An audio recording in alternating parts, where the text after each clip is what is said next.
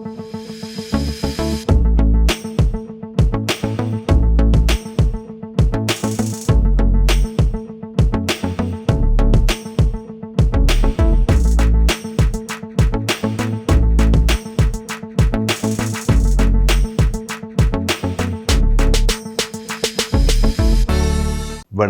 இலங்கை செய்திகளுடன் நான் நிரோஷன். விரிவான செய்திகளுக்கு முன் தலைப்புச் செய்திகள். ரணிலுக்கு ஆதரவு வழங்க உள்ளதாக ஐக்கிய மக்கள் சக்தியின் அமைப்பாளரும் முன்னாள் அமைச்சருமான விஜித் விஜயமுனி சொய்சா தெரிவிப்பு. பலமிக்க நாடாளுமன்றம் ஒன்று அமையும் பட்சத்தில் சமஷ்டி முறையான தீர்வுக்கு ஆதரவாக பரிசீலித்து முடிவுகளை எதிர்காலத்தில் எட்ட முடியும் என ஜனாதிபதி உறுதி. வடக்கு கிழக்கில் தமிழர்கள் எதிர்நோக்கும் பிரச்சினைகள் தொடர்பாக தமிழ் தேசிய கூட்டமைப்பு சீனாவுடன் பேச்சுவார்த்தை. பசில் ராஜபக்சவை இலங்கை அரசியலில் இருந்து நீக்க சர்வஜன பலய கட்சி நடவடிக்கை எடுத்துள்ளதாக சிங்கள வார பத்திரிகை ஒன்று வெளியிட்டுள்ள தகவல். தொடர்வது விரிவான செய்திகள். எதிர்வரும் ஜனாதிபதி தேர்தலில் ஜனாதிபதி ரணில் விக்ரமசிங்கவிற்கு ஆதரவு வழங்க உள்ளதாக ஐக்கிய மக்கள் சக்தி அமைப்பாளரும் முன்னாள் அமைச்சருமான விஜித் விஜயமுனி சொய்சா தெரிவித்துள்ளார். எதிர்வரும் ஜனாதிபதி தேர்தலில் ஜனாதிபதி ரணில் விக்ரமசிங்கவின் வெற்றியினை உறுதிப்படுத்துவதற்கு அவரோடு இணைந்து பணியாற்ற உள்ளதாக விஜித் விஜயமுனி சொய்சா குறிப்பிட்டுள்ளார். ஜனாதிபதி ரணில் விக்ரமசிங்கவை நேற்று பிற்பகல் சந்தித்த விஜித் விஜயமுனி சொய்சா ஜனாதிபதிக்கு தனது ஆதரவை உத்தியோகபூர்வமாக அறிவித்தார். அரசியல் செய்வதற்கு நாடொன்று இருக்க வேண்டும் என்று சுட்டிக்காட்டிய அவர் ஜனாதிபதி ரணில் விக்ரமசிங்கவின் பொருளாதார மற்றும் அரசியல் கொள்கையின் காரணமாகவே இன்று நாடு முன்னோக்கி செல்வதாகவும் அந்த வேலை திட்டத்தின் மூலமே நாட்டை முன்னேற்ற முடியும் என்றும் சுட்டிக்காட்டியுள்ளார். எனவே தமது கட்சி உறுப்பினர்களுடன் ஆசையோடு எதிர்வரும் ஜனாதிபதி தேர்தலில் ஜனாதிபதிக்கு ஆதரவளிக்க தீர்மானித்துள்ளதாகவும் அவர் தெரிவித்தார். அமைச்சர் பிரசன்ன ரணதுங்க, நாடாளுமன்ற உறுப்பினர் வஜ்ர அபிவர்த்தன, தேசிய பாதுகாப்பு தொடர்பான ஜனாதிபதியின் சிரேஷ்ட ஆலோசகர் சாகல ரத்நாயக் ஆகியோரும் இந்த சந்திப்பில் பங்கேற்றிருந்தனர் என்பதும் குறிப்பிடத்தக்கது.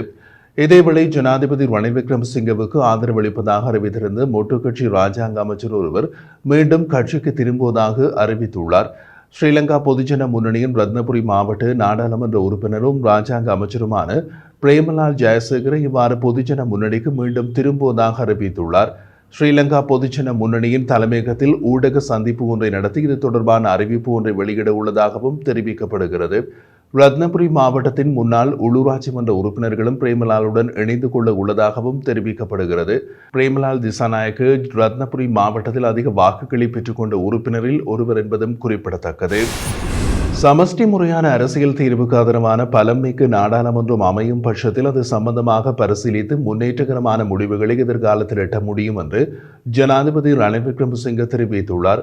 தமிழ் தேசிய பொது கட்டமைப்பில் அங்கம் வகிக்கும் டெலோ, பிளட் மற்றும் ஜனநாயக போராளிகள் கட்சி ஆகிய 3 கட்சிகள் ஜனாதிபதி ரணில் விக்ரமசிங்கவின் அழைப்பை ஏற்று அவரை சந்தித்தன. இந்த சந்திப்பு தொடர்பாக டெலோவின் பேச்சாளர் குருசாமி சுரேந்திரன் வெளியிட்டுள்ள அறிக்கையில் மேற்படி விடயம் தெரிவிக்கப்பட்டுள்ளது. இந்த சந்திப்பில் பிரதானமாக தமிழ் மக்களுடைய அரசியல் அபிலாஷைகளை தீர்க்கும் முகமான சமஷ்டி முறையான அரசியல் தீர்வு தொடர்ந்தும் தீர்க்கப்படாமல் இருப்பதனாலேயே தமிழ் பொது வேட்பாளர் என்ற முடிவு எட்டப்பட்டுள்ளது என்பதும் தெளிவுபடுத்தப்பட்டது. ஜனாதிபதி தரப்பில் சமஷ்டி முறையான அரசியல் தீர்வு என்பது பலமிக்க நாடாளுமன்றம் ஒன்று அமையும் பட்சத்தில் அது சம்பந்தமாக பரிசீலித்து முன்னேற்றகரமான முடிவுகளை எதிர்காலத்தில் எட்ட முடியும் என்று தெரிவிக்கப்பட்டது. அதுவரை 13வது திருத்த சட்டத்தின் ஊடாக கொண்டுவரப்பட்ட மாகாண சபை கட்டமைப்பை முழுமையாக நடைமுறைப்படுத்துவதற்காக தான் அர்ப்பணிப்புடன் செயற்படுவதாகவும் ஜனாதிபதி தெரிவித்துள்ளார். அதற்காக தன்னிடம் தயாரித்து வைக்கப்பட்டிருக்கும் யோசனைகள் அடங்கிய ஆவணம் ஒன்றையும் அவர் சமர்ப்பித்துள்ளார். தமிழ் மக்கள் சார்பில் காணாமல் ஆக்கப்பட்டோருக்கான நீதி, எஞ்சியுள்ள அரசியல் கைதிகளின் விடுதலை மற்றும் அபகரிப்பை தடுப்பது, தமிழ் இளைஞர்கள் யுவதிகள் நீதியற்ற முறையில் கைது செய்யப்படுவது, விசாரணை என்ற போர்வையில் பயங்கரவாத தடுப்பு பிரிவினரால் மேற்கொள்ளப்பட்டு வரும் அச்சுறுத்தல் நடவடிக்கைகளை நிறுத்துதல், இந்திய கடல் தொழிலாளர்களுடைய அத்துமீறல் உட்பட பல விடயங்கள் தீர்க்கப்பட வேண்டும் என்றும் வலியுறுத்தப்பட்டன. இதற்கான தீர்வுகளை தான் நிச்சயமாக வழங்குவதாகவும் ஏற்கனவே சில விடயங்களுக்கான தீர்வுகள் முன்னெடுக்கப்பட்டுள்ளதாகவும் குறிப்பாக அரசியல் கைதிகள் விடுதலை மற்றும் தொல்லியல் விவகாரங்களை சுட்டிக்காட்டிய ஜனாதிபதி ரணில் விக்ரமசிங்க தான் சமர்ப்பித்த ஆவணத்தின் பல விடயங்கள் குறிப்பிடப்பட்டுள்ளன எனவும் அவற்றை பரிசீலித்த பின்னர் தொடர்ந்தும் சந்திப்புகளை மேற்கொள்ள முடியும் என்றும் தெரிவித்திருந்தார். தேர்தலில் எவ்வாறு வாக்களிப்பது என்பது குறித்து தேர்தல் ஆணைக்குழுவினால் வெளியிடப்படும் கருத்துக்கள் மற்றும் தகவல்கள் பொதுமக்களின் குழப்பத்தை மேலும் அதிகப்படுத்தும் வகையில் அமைந்திருப்பதாக சட்டத்தரணி அம்பிகா சற்குணநாதன் விசனம் வெளியிட்டுள்ளார். எமது வாக்காளர்கள் புள்ளடி இடுவதற்கு பழகி இருக்கின்றார்கள். எனவே வாக்குச்சீட்டில் எவரேனும் புள்ளடியிட்டால் அதனை நாம் ஒன்று என்று கருதுவோம். அதேபோன்று 2ஆம் மற்றும் 3ஆம் விருப்பு வாக்குகள் தொடர்பாக மக்கள் மத்தியில் போதிய அளவு தெளிவில்லை என்று தேர்தல்கள் ஆணையாளர் நாயகம் சமன் ஸ்ரீ ரத்நாயக்க கூறியிருப்பதாக ஆங்கில நாளிதழ் ஒன்று செய்தி வெளியிட்டுள்ளது.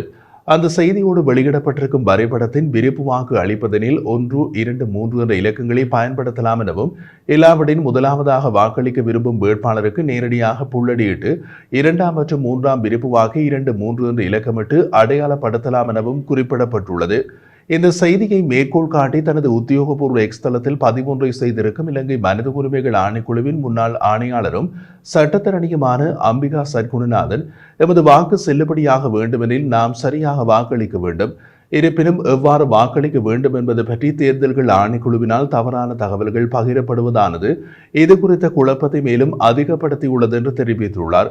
அத்துடன் ஆங்கில நாளிதழ் ஒன்றில் தேர்தல்கள் ஆணையாளர் நாயகம் சமன் ஸ்ரீ ரத்நாயக்கவின் மேற்கோளுடன் வெளியாகியிருக்கும் வரைபடத்தில் தேர்தலில் வாக்களிப்பது குறித்து தவறான வழிகாட்டல்கள் உள்ளடக்கப்பட்டுள்ளன எனவும் அம்பிகா சர்க்குணநாதன் சுட்டிக்காட்டியுள்ளார்.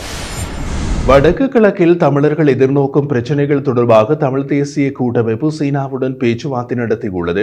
தமிழ் நாடாளுமன்ற உறுப்பினர்களான எம்.ஏ. சுமந்திரன் மற்றும் சாணக்கியன் மற்றும் இலங்கைக்கான சீன தூதுவர் கியூ சென் காங் ஆகியோருக்கு இடையில் இந்த கலந்துரையாடல் இடம்பெற்றுள்ளது.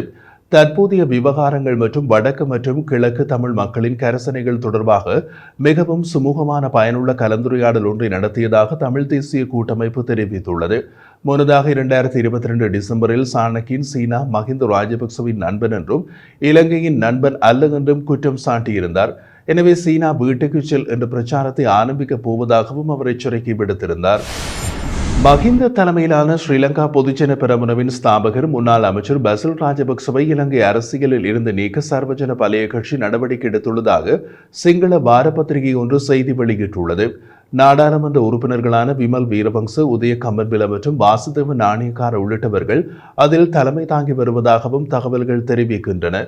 இலங்கையின் தேசியவாத சக்தி மற்றும் இடதுசாரி சக்தியினையும் 69 லட்சம் மற்றும் 2 பங்கு அதிகாரத்தை முழுவதுமாக அழிவடைய செய்து பசில் ராஜபக்ச என்பதே சர்வஜன பலய கட்சியின் கருத்தாக காணப்பட்டு வருகிறது.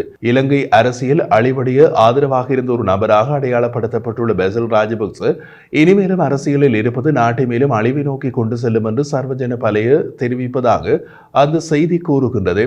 அதன்படி பசில் ராஜபக்சவை இலங்கை அரசியலில் இருந்து நீக்குவது தொடர்பிலான தீர்மானங்கள் எதிர்காலத்தில் மேற்கொள்ள உள்ளதாக சர்வஜன பலய கட்சியின் உள்ளக தகவல்கள் தெரிவிக்கின்றன. இலங்கைக்கு வரும் வெளிநாட்டு உல்லாச பயணிகளுக்கும் ஏனையவர்களுக்கும் இணையவழி விசா வழங்கப்படாமையால் கட்டுநாயக்க விமான நிலையத்தில் உள்ள ஒன் அரைவல் விசா கருமப்படத்தில் விசா பெற நீண்ட வரிசையில் காணப்படுகின்றனர்.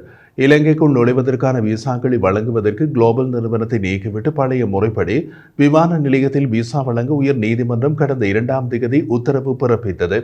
எனினும் குடிவரவு மற்றும் குடியகல்வு திணைக்களம் பழைய முறைப்படி இணையவழி விசா வழங்கும் நடவடிக்கைகளை ஆரம்பிக்காத காரணத்தினால் கட்டுநாயக்கா விமான நிலையத்தில் விசா பெற நீண்ட வரிசையில் பயணிகள் காத்திருப்பதாக தெரிவிக்கப்படுகிறது. இந்த உயர்நீதிமன்ற உத்தரவோடு இணையவழி முறைமை மூலம் விசா வழங்குவது நிறுத்தப்பட்டவுடன் இலங்கைக்கு வரும் சுற்றுலா பயணிகள் உட்பட அனைவரும் கட்டுநாயக்கா விமான நிலையத்திற்கு வந்தே விசா பெற வேண்டும். இலங்கையில் ஆகஸ்ட் மாதம் முதல் சுற்றுலா பருவம் ஆரம்பமாகியுள்ள நிலையில் கண்டி எசலபெரஹராவை காண ஏராளமான வெளிநாட்டு சுற்றுலா பயணிகள் கட்டுநாயக்கா விமான நிலையத்தின் ஊடாக இலங்கைக்கு வருகை தந்துள்ளனர்.